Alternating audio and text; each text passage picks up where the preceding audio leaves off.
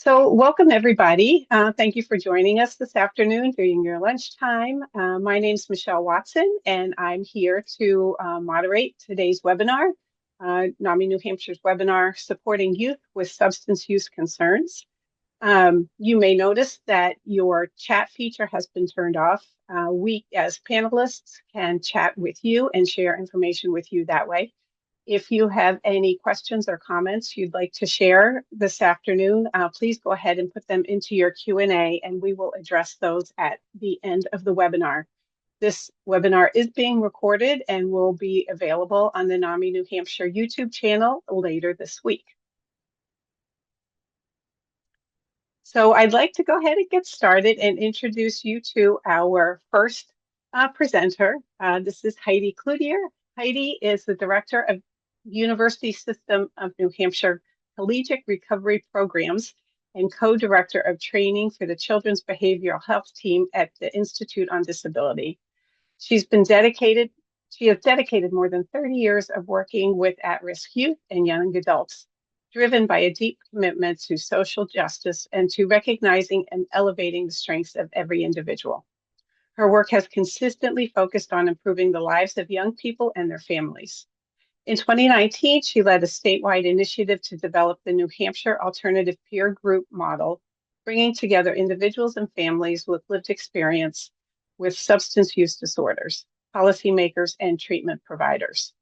This collaborative effort resulted in the creation of the Alternative Peer Group, also known as APG model, implemented across 14 middle school and high schools and collegiate recovery programs. Her passion for this work is rooted in personal experience. Growing up in a family affected by mental illness and addiction, she was trained as a peer leader during her sophomore year of high school to identify warning signs of suicide among her peers. The following year, she began facilitating groups for at-risk youth at her local middle school. These experiences sparked a lifelong dedication to youth leadership and wellness and advancing equity and belonging for all. So, love to introduce Heidi to you all now, and all of her passion and work definitely resonates with all of us here at NAMI New Hampshire. Awesome. Thanks so much, Michelle. I so appreciate it. Okay. Now you can. Super. Thank you. Appreciate it. All right. I'm also really excited to have a student here. Thank you, Maggie, for being on the panel. But we'll jump in. So we have only an hour and we have a lot of information to go through. And so we hope to spend some time today helping you understand the adolescent brain and why risk-taking increases during this stage, learn how we can communicate with care even when it's hard or you're really worried about your youth. And this webinar is designed for parents, caregivers, guardians, or anyone really supporting youth who may be concerned about their substance use. And then we'll kind of wrap up sharing some strategies to strengthen your role as a guide and hear from Maggie about her thoughts on how to support a young person. So let's start with the adolescent brain and how this impacts, because we have a tendency in our society, I think, to pathologize typical adolescents. And so just want to address that a little bit. We know that our brains continue to develop into our late 20s with a very specific period of rapid growth during adolescence between ages 12 and 25 that really emulates that of early childhood. It's really the period of childhood outside of that toddlerhood where we're seeing the biggest growths. And we see significant changes in adolescence during this time as well. We know that different parts of the brain are integrating and creating more efficient neural pathways for information to flow. And it can also be a little bit concerning, right? And so the thing about adolescence is that the brain is really being trained to develop habits for life. And so As adolescent brains are developing the white matter that helps information flow more efficiently across the brain, they are relying on the emotional center of their brain to make decisions. And this part of the brain has experienced a boost of neuroplasticity, meaning the brain is very malleable or changeable during adolescence. And the brain is also kind of pruning out things that they're not using, right? And so, given all of these changes, adolescence is one of the most exciting and memorable times of people's lives, but not always. Sometimes I think we kind of overstate that a bit as well.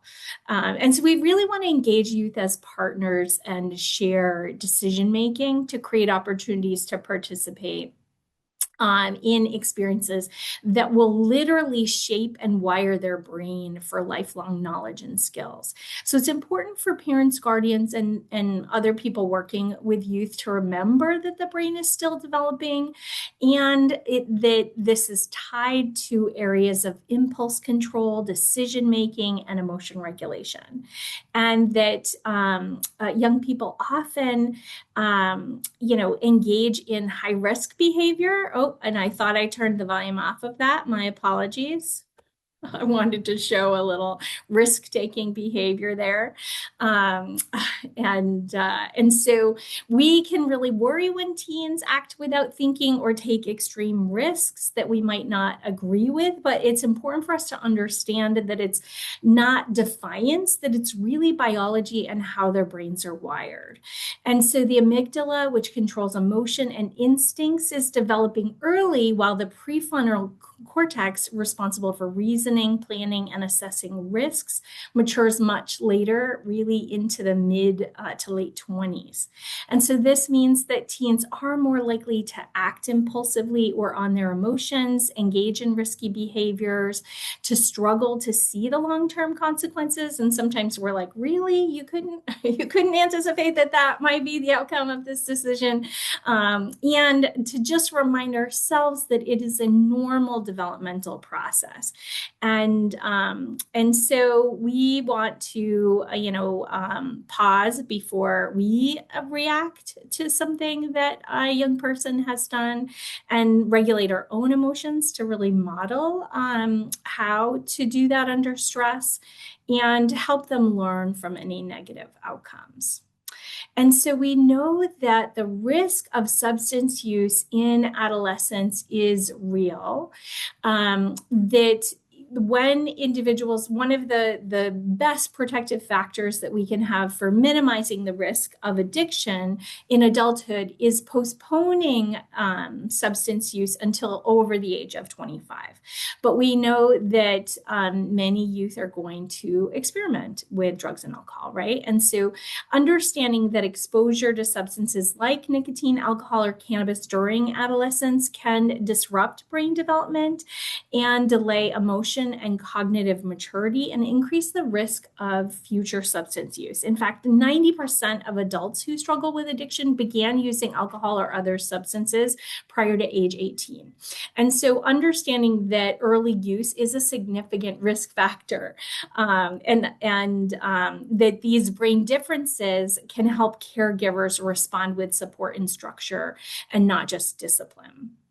So there are three main areas of the brain that are impacted by drug and alcohol use. And so you can see an image here of the basal ganglia, which plays an important role in motivation.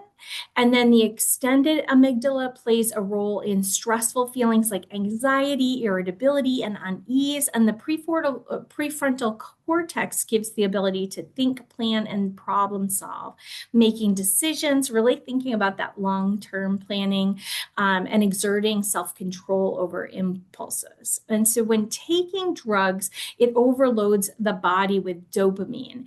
And in response, the body's brain reduces the amount of pleasure signals to find the right balance, which actually increases the risk of addiction in young people. And so eventually the body needs more and more of the drug to feel the same high as before. So let's kind of look at prevalence of drug and alcohol use with young people. So this is data from the Youth Risk Behavior Survey from 2023. This is a survey that's administered every 2 years to assess high-risk behaviors in middle and high school students. And so I have both the US, the national averages here in blue, and then the New Hampshire averages in orange on the screen. And so you'll see alcohol, cannabis, nicotine, and vaping are the most common drugs that are used in adolescents. And binge drinking is also really high. Historically, New Hampshire ranks typically in the top 10 for substance use with our youth and young adults. One important thing to note is that vaping actually did fall in this 2023 Youth Risk Behavior Survey, slightly below the national average. So that is nice. And we are seeing some trends of drug use actually trending down with adolescents, which is also really nice. But binge drinking is high with both middle and high school students as well as college students. And binge drinking is defined as 4 or more drinks in one sitting for a woman, 5 or more drinks in one sitting for a man. Typically in a short period of time. So we're talking like 2 or 3 hours. But binge drinking can also lead to heavy drinking. And heavy drinking is 8 or more drinks for women in 1 week and 15 or more drinks for men. And so if you think about a typical week, if you have a young person who is having, 2 or 3 drinks a day, that is really considered, well, and not just young people, it's for adults as well. That would be considered heavy drinking and could lead to addiction. And oftentimes substance use is co-occurring with mental health concerns. And so also wanted to really take a minute to look at a few data points from the Youth Risk Behavior Survey here. And so almost 40% of students reported feeling sad or hopeless, and 20% of students that took the 2023 Youth Risk Behavior Survey reported seriously considering suicide. And obviously, if they have access to substances, that is going to increase their ability to act on those feelings. So those are really important considerations. And we really want to have conversations with youth to support overall health and wellness and mental health.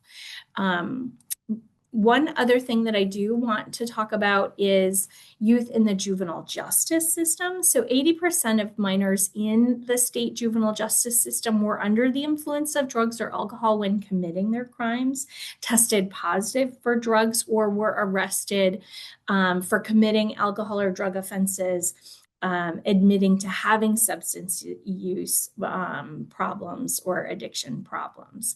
And we know that a majority of folks do not receive treatment. And so again, this kind of compounds the concerns. And we'll talk about adverse consequences of substance use in a little bit, but it's important to also just remember that some individuals are at a higher risk of legal involvement based on their participation in marginalized communities.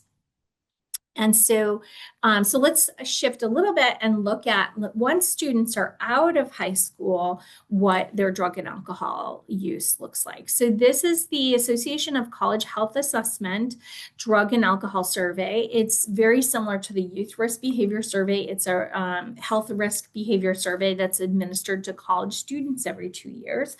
And so this is looking at 2023 data, national averages from that data.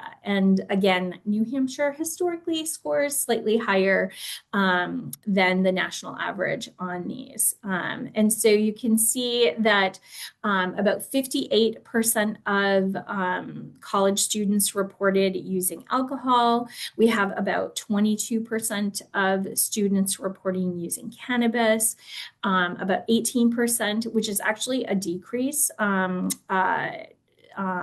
reporting using tobacco and nicotine. And so alcohol does remain the most commonly used substance, and binge drinking remains high with both high school and college students. Cannabis is on the rise, especially in legalized states. We're in a position where we're kind of surrounded by states that have legalized cannabis. And then prescription drugs such as Adderall or Xanax are often used without a prescription. So this is often referred to as substance misuse. So folks are using other people's prescriptions or purchasing what they believe to be other people's prescriptions. And vaping refers to both nicotine and THC or cannabis products. And then you do see a small percentage of students using what's referred to as party drugs as well. So methamphetamines, ecstasy, Molly, ketamine, LSD in social settings. And so another important thing to talk about here is that students often overestimate their peers' use, and that can increase the pressure to conform or use in social settings. And so, we know that a majority of students drink moderately, and that regular drug use is low. So we have a very small percentage of folks that are engaging in very high use and high risk drug use. The majority of folks are using in moderation or not at all. But there are also really real risks and consequences to substance use. And so individuals report, physical harm such as overdose, dependence, injury, driving under the influence. All of those can result in really real physical harms, as well as academic challenges such as missed classes, lower GPAs, dropping out of school, sometimes suspensions or expulsions related to substance use, and then legal consequences such as possession charges or school discipline, social consequences such as strained relationships, unsafe sex, or violence. And we do have New Hampshire college students, actually about 40% of students that consume alcohol did report on the Association of College Health assessment of drug and alcohol survey that they experience 2 or more adverse consequences from using alcohol. So, there are real consequences, and we want to kind of balance the facts here, right? So there are lots of challenges and concerns, but almost 30% of youth and young adults report not using alcohol at all, many citing financial reasons or health reasons for that. But those that are impacted, typically experience some pretty severe consequences. And so we know that nearly 500,000 college students identify as already in recovery from alcohol or drugs. And about 12.5% of current college students meet the criteria for a significant substance use disorder. And many of those students believe that they can just stop whenever they choose. We know that 1 in 3 incoming college students report struggling with mental illness. And each year we lose over 150,000 Americans to overdose, suicide, and addiction-related diseases. And we have very few supports for youth and young adults. And so this is one of the reasons why we started collegiate recovery within the university system of New Hampshire. So you might be wondering, what can you do as a support person or as a parent?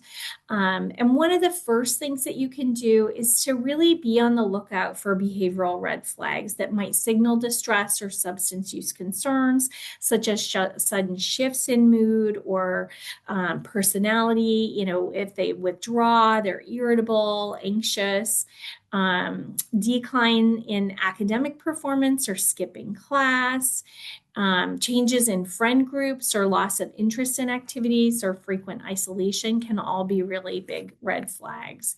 And that research shows that early warning signs of substance misuse in college students often indicate academic difficulties, social withdrawal, and mood instability. And so you want to really approach with care and show, you know, your compassion and empathy.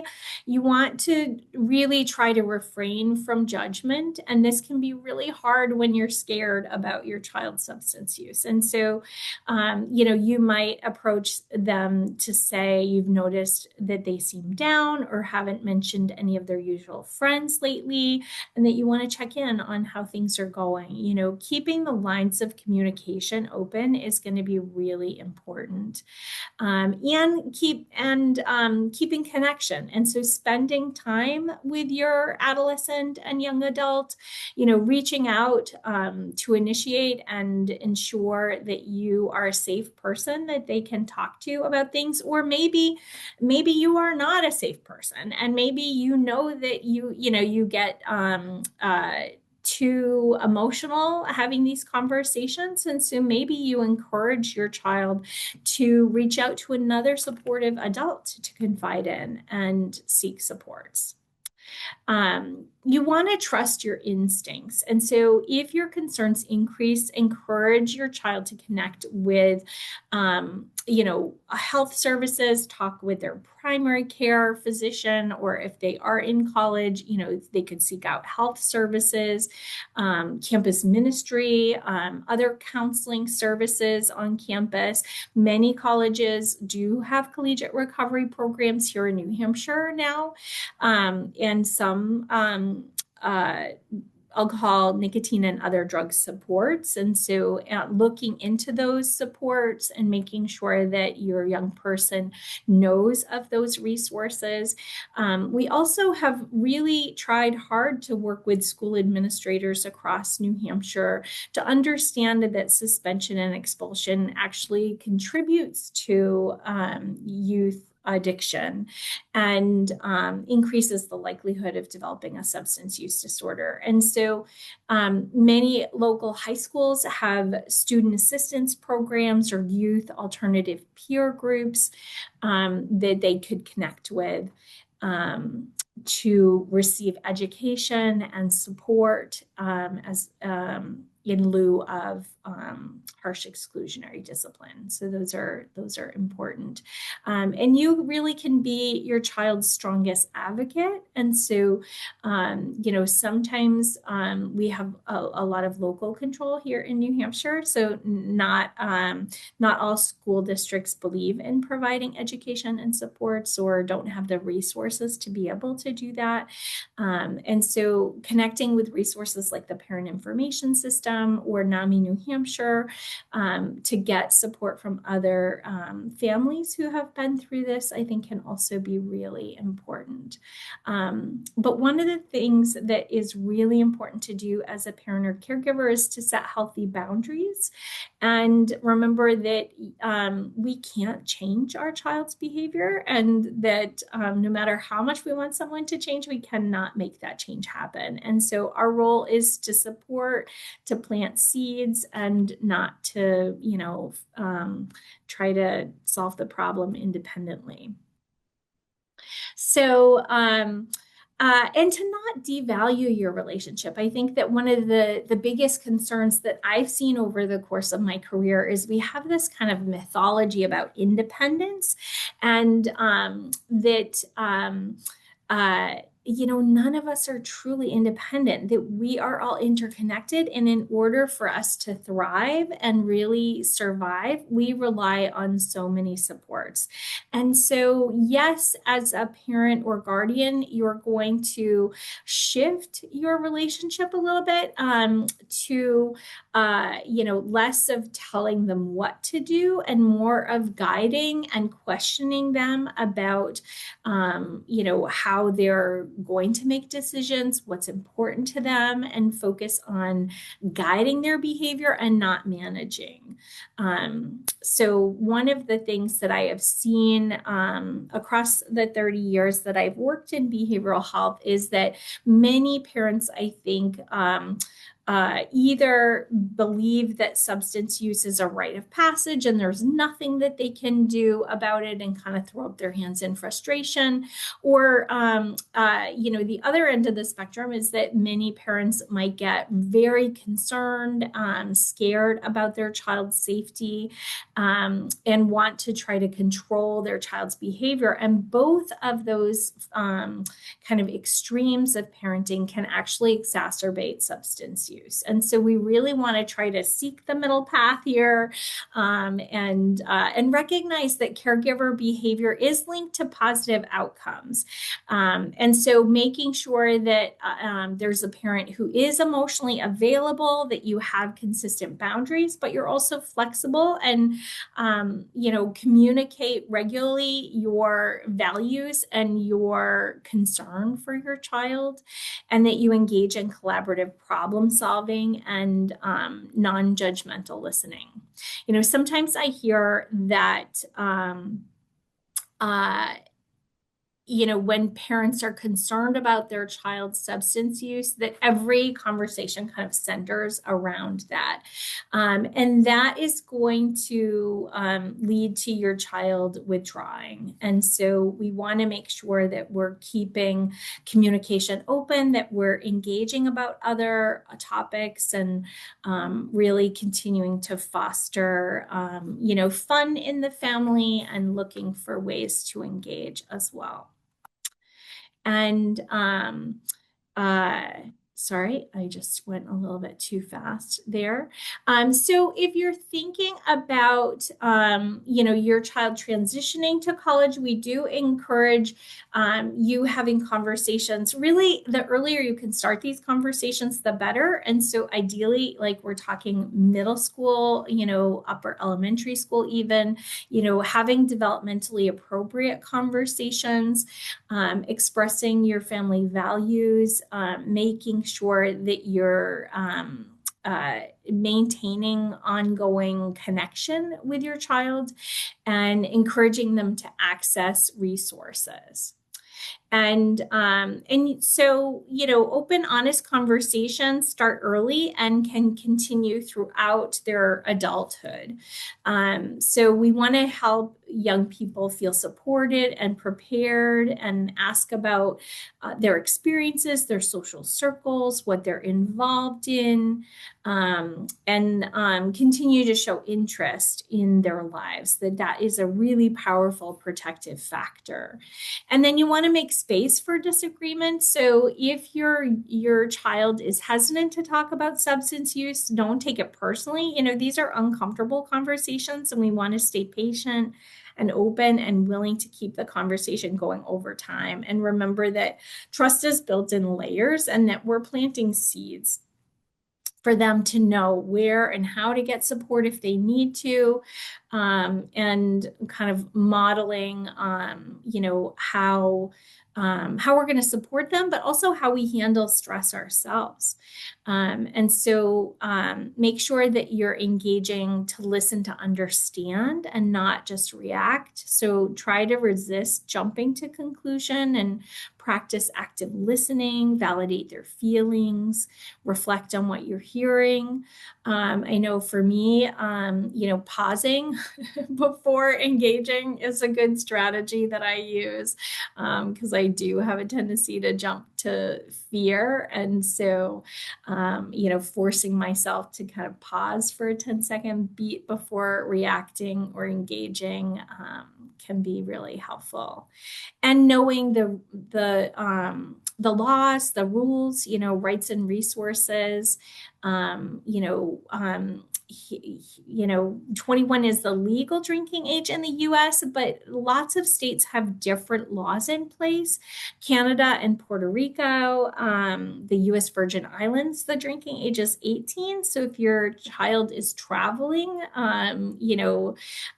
it's important to know those laws, and that different states can have different laws even. And I have hyperlinked to some resources in here, and I think that Nami will share the slides out. And so if you want to dig into these a little bit more, we won't have time to go into everything today, but amnesty policies encourage help-seeking behavior without fear of punishment.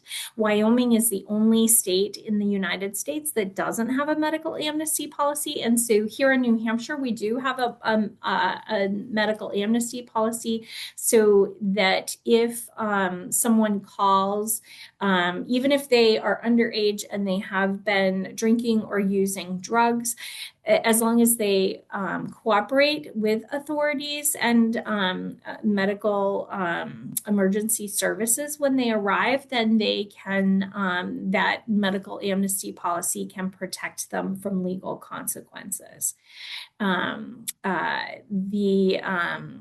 The Good Samaritan law is very similar to that, right? And different campuses have different policies. And so if you, if you have a child who is engaged in high school or college, looking into those local policies can be really helpful as well.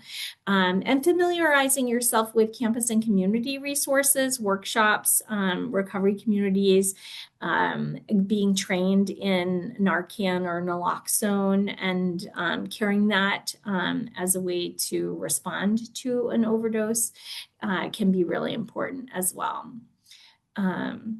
And then, you want to talk about how alcohol and other drugs affect the body, help prepare them to recognize emergencies, and kind of talk through how they might respond to emergencies so that they are not caught off guard, and really develop that muscle memory for best practices for responding to emergencies. And you can help debunk any myths and share facts. Sometimes folks, especially with cannabis, I'm hearing a lot from young people about thinking that cannabis is, completely safe. But it does, impair coordination and thinking. And we certainly don't want folks, getting behind the wheel or on a bike or, engaging in risk taking that could cause injury. And sharing your values without glorifying the past. So you want to be honest about your own experiences, but also to be cautious about glamorizing substance use, and talk about how your values shape your decisions and how it can help shape your child's decisions as well. And then challenge misconceptions. I hear all the time that everyone's partying, right? We know that 30% of college students are not using at all, or they're using in moderation. And so a lot of it can be about helping your child find their tribe and helping them feel confident forging their own version of what college life or high school life is going to look like. And then explore motivations together. So ask why they think students might use or avoid substances, talk through peer pressure, be honest about the benefits of using drugs or alcohol. If your child is using or has used drugs or alcohol, ask them what they're getting out of it.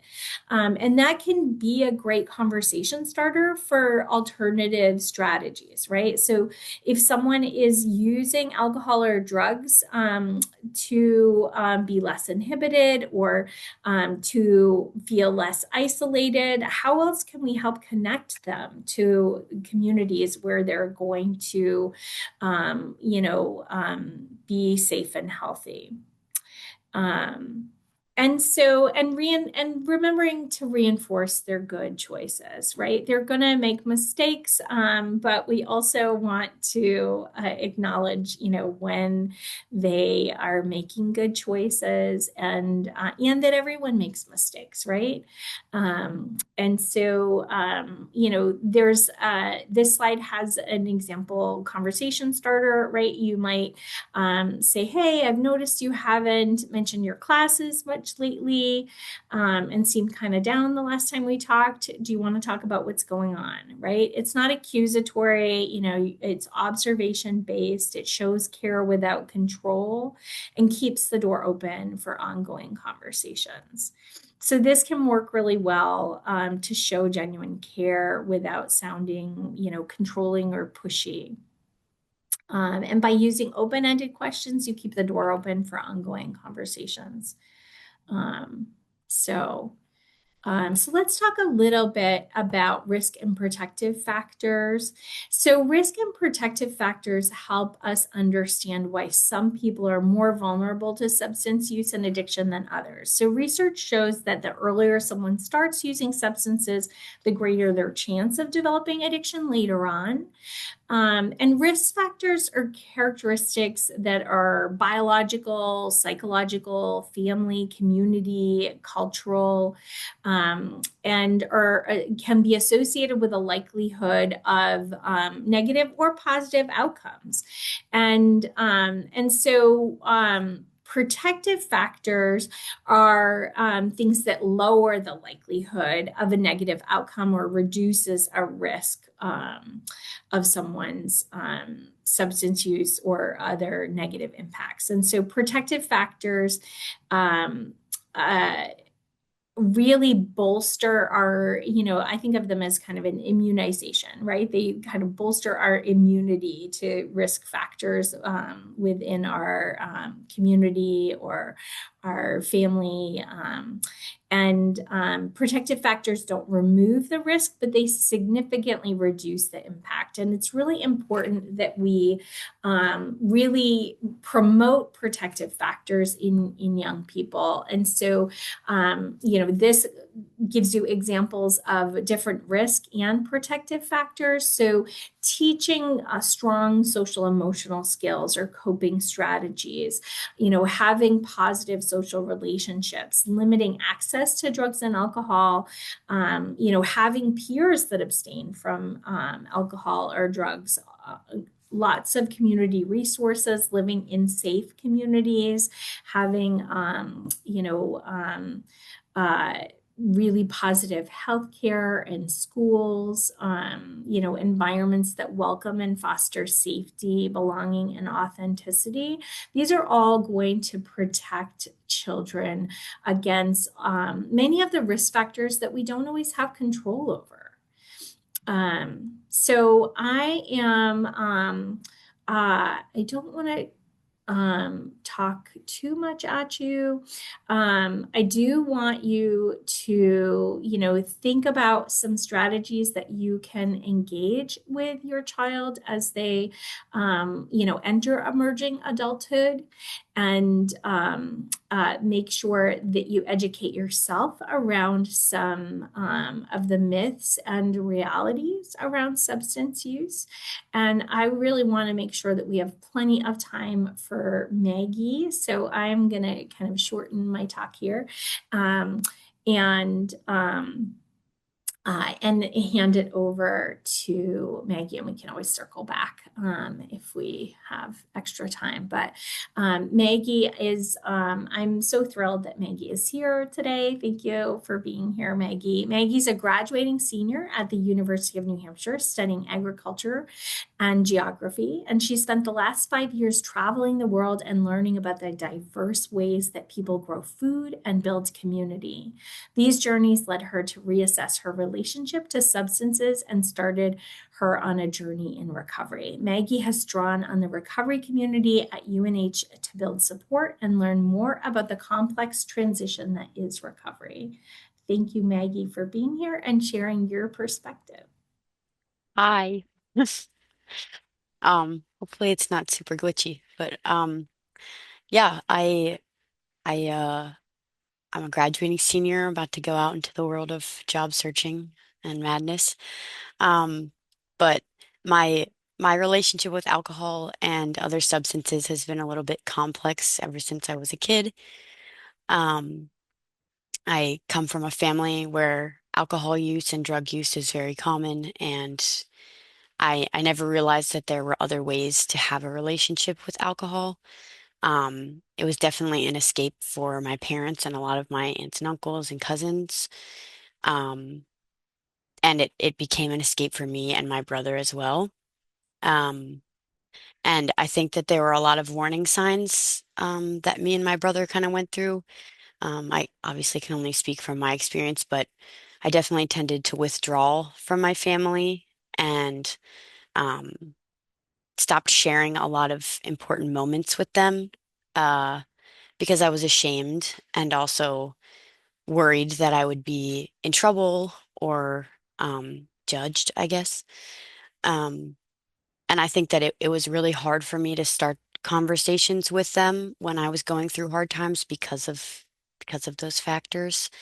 Um, and I guess now having hindsight, because hindsight is 2020, um, I definitely would say that it's important for people who are maybe on the outside to pay attention to when children are, withdrawing and maybe changing their habits and being less open, and to kind of start the conversation. Because I know that for me as a kid, uh, I was going through it, I was in the thick of it, and I didn't know how to start those conversations at all.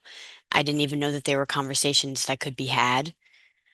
Um, and I think that another hindsight thing is that reflecting on my own family's habits and realizing that they weren't super conducive to me having a good relationship with substances um, was a is an important thing that I've learned.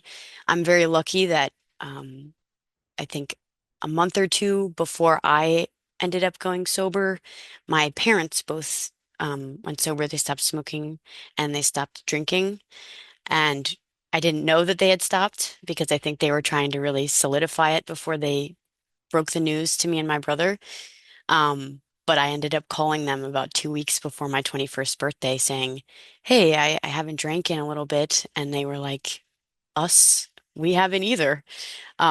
So crazy the way the world works. But it ended up kind of, I don't think that I would have a relationship with my parents, or not a positive one for sure, if they hadn't stopped drinking. And I know that I wouldn't have a good relationship with my friends or myself if I hadn't stopped drinking. Um, so going through this journey with them has completely transformed my family dynamics.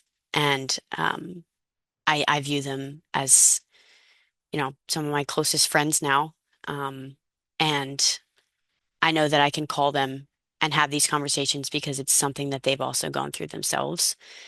We've gone through the same situations where you're like, wow, are my friendships real friendships? Have we been united through something that's kind of numbed our connection to each other? Uh, and having my family there and being like, wow, this sucks sometimes. Being in recovery sucks. There's a reason why people use drugs and alcohol, it can make things easier sometimes. Um, but having them as a support system that and they can also relate has just transformed things for me. Um, and also knowing that I can call them and say, "Hey, I'm having a rough day." And they're like, "You know what? We were too. And this is what we did." And I've found that, you know, I've really taken refuge in being outside and finding new friends who are focused on, you know, being outside and just having other activities to do that aren't necessarily centered around substances. And my parents are finding that at the same time as well. It's important to them.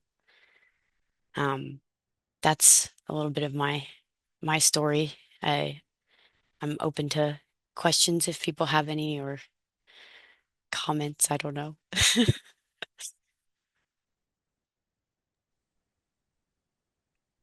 I'm going to stop sharing the slides just so we kind of pause for if there are any questions. Well, first, I want to thank you both. So I've been taking notes as you've both been speaking. And Heidi, I want to tell you a couple things that really resonated with me, just very overarching things. One about planting seeds, with your child and your loved one, and that trust is built in layers. And I think that's really important to remember that it's not just this big one and done thing, that it takes time. Um, and, I also appreciated where you say, if you don't think you can, be objective and not emotional, to suggest that your child, your loved one, seek somebody else's support. And Maggie, thank you so much, right, for sharing your story and your perspective, and being so open about it. And one of the things that I really love that you just talked about at the end is how you and your parents are on this journey together, this journey of recovery. And, whether it's your parents or peers or a bus driver or, somebody that works in the cafeteria at the school, it's so important to have those people to rely on because, as you said, it is a very, very difficult journey. Yeah. So we do have some questions, and I'll start with those. And I think the first one, Heidi, something that you would take. Do you have data on unregulated intoxicants such as kratom? I think that's how you pronounce it, nitrous oxide, etc.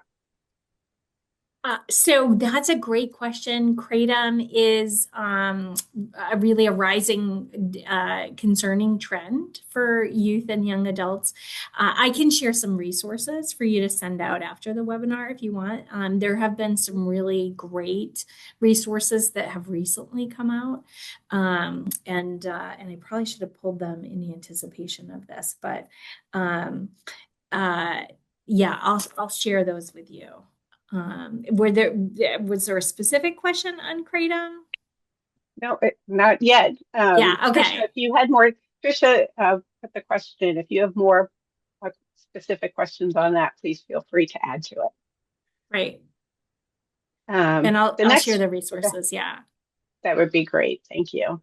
Um, Next question is, what is available for youth ages 12 to 17 who are actively using and are looking to find inpatient rehabs? What's available for detox prior to rehab for kids this age? Oh my goodness. Another great question. So we do have limited options for youth in New Hampshire, which I'm sure you're not surprised about. There are some great resources though, and I do have a bunch of resources hyperlinked in the resources section of the slides as well. The New Hampshire Doorway is our kind of gateway to any treatment facilities in New Hampshire. You can also call 211 to access treatment resources for youth, and encourage you to if there are concerns to get supports early and engage in community-based supports whenever possible. So, sometimes it is necessary to send a child to treatment centers, but we also know that sometimes, harm can be done or experienced, when youth are in treatment facilities for an extended period of time. And so whenever possible, we do try to promote community-based, local supports. New Hampshire Wraparound, High Fidelity Wraparound is a great resource to support families as well. Utilizing resources like the New Hampshire Alternative Peer Groups to provide education and peer support, and getting youth connected with treatment providers, I think is really important. And many schools in New Hampshire do have student assistance programs, or SAP programs is what they're called. I would encourage folks to kind of reach out to those local resources first. And again, not minimizing that there are warranted reasons for inpatient treatment. There's also some great resources locally. And I don't know where you are in the state, but there are some great intensive outpatient treatment programs. And so sometimes that is a nice alternative so that youth can still be connected with their families, go home, sleep in their own bed, but really get a strong dose of support during the daytime. Yeah. So I don't feel comfortable saying like particular treatment facilities, Okay. So I'm sorry if that's your ask, and feel free to, reach out individually. No, that's fine. We totally understand that. And then Trisha just was following up back on her first question about the unregulated um, intoxicants. Just that she was wondering usage by youth and young adults, if there's any data on that. Oh, yeah, there is some data that has recently come out. It is a growing concern. Kratom is it's often sold in like convenience stores, gas stations. It's very readily accessible to young people, is not really regulated. I don't know the data off the top of my head, but I will send you that. And there have been some really great webinars that I personally have participated in recently to learn more about the frequency and use, and all of the different variations of kratom as well. But I will definitely make sure that your participants have those. And I did share the links to the New Hampshire Alternative Peer Groups. They're also hyperlinked in the slides, as well as USNH Collegiate Recovery as resources. Thank you for that. And one of our support group leaders from the NAMI New Hampshire co-occurring group just posted that they just heard about Kratom for the first time in the support group. So, if some of those webinars, if you have access to recordings from those webinars, I can also share that, and they might actually use that as a learning session in their support group going forward. Yeah, it is so important for parents and caregivers to get educated on the paraphernalia and kind of signs, right? Because, it is changing all the time. And so you may see signs in plain sight in your child's room, in your house, and not necessarily recognize that they are signs of substance use. There is and I'm going to blank on the name right now, but there is like a traveling exhibit that does go around to a lot of different high schools and middle schools, specifically for caregivers, to provide education on what to look for. Obviously they don't put all of that online because the youth are always 2 steps ahead of us. So mock bedroom, right? Mock bedroom. Right. So thank you for that. Maggie, there's a couple things. One is a big thank you for sharing your story of hope. It's so important for others to hear. But we do have a question. So how have you found your sober-minded community? Well, one of the main reasons I'm here today is because I started going to a substance and other or alcohol and other substances counselor at UNH, and she recommended that I check out Wildcats for Recovery. And then I started going, and I've pretty much gone every single week since for, I guess, a year now. Um, and that introduced me to a lot of people who are at various different phases of recovery or have never been involved with substances before for various reasons. And that helped me meet some cool people who centered their lives around different things. And that was eye-opening for me. Like, oh wow, there's ways you can hang out with people without substances being the root of it all. And I've also just been very lucky that some of my friends have been going through the same situation as me. They started out with not a great relationship to substances, and they've been slowly going through their own form of recovery, and we've stayed in contact, and I've had some beautiful friendships just evolve over this period, new and existing ones that just changed. But I'm very grateful for Wildcats for Recovery. It's the highlight of my week, and I've met some of my favorite people through Me too, That's Maggie. it. that's really, really awesome. And thank you, Deb, for putting that information in the chat. This hour has gone really quickly. So, Heidi, Maggie, do you have any other last things that you want to say before I share a couple more slides?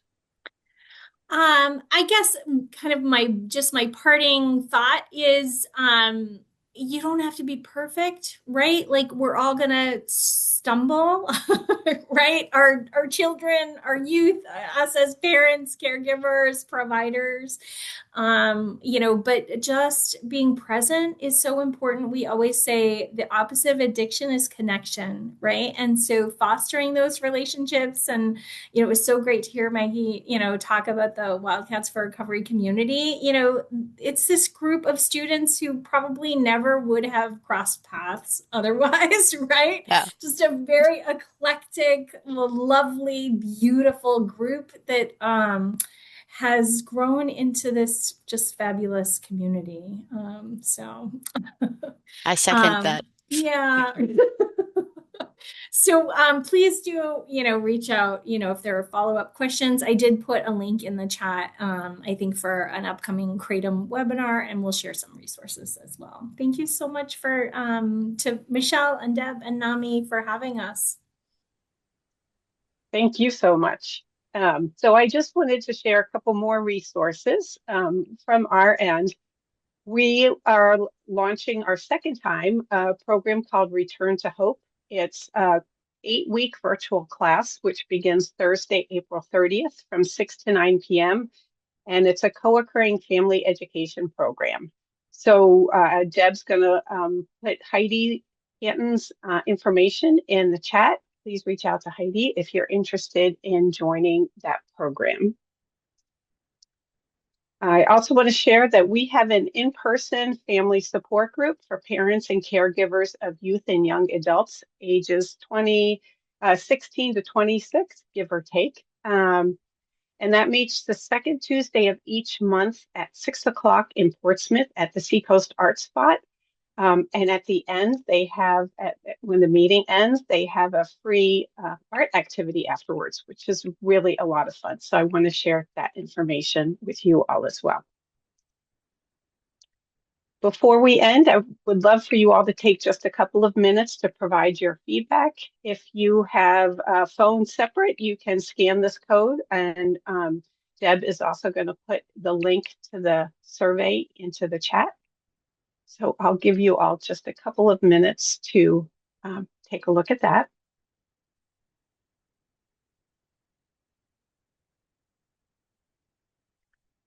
And while you're doing that, I'm just going to share how to get in touch with us here at NAMI New Hampshire. Our website's naminh.org. If you want to reach out for information and resources, the number is 800-242-6264. You can press 4 for English, 8 for Spanish, or you can always email info@naminh.org. This is my contact information. Again, I want to thank Maggie and Heidi for being here today, and all of you for taking your lunchtime to join us. I see that there were a couple more things coming in. Let me just stop sharing real quick so that I can check that and see if there's anything I need to bring up. Let's see. Oh, so a clue somebody didn't figure out soon enough was extra unexplained mileage on the car and missing spoons. Oh, this was really sweet. I wish I had gotten to that. Somebody wanted to know about your plans for how, Maggie, how to create a community after you leave UNH. Yes, the recording will be available on the NAMI New Hampshire YouTube channel. So anyway, with all of that, thank you all again and have a great rest of your day.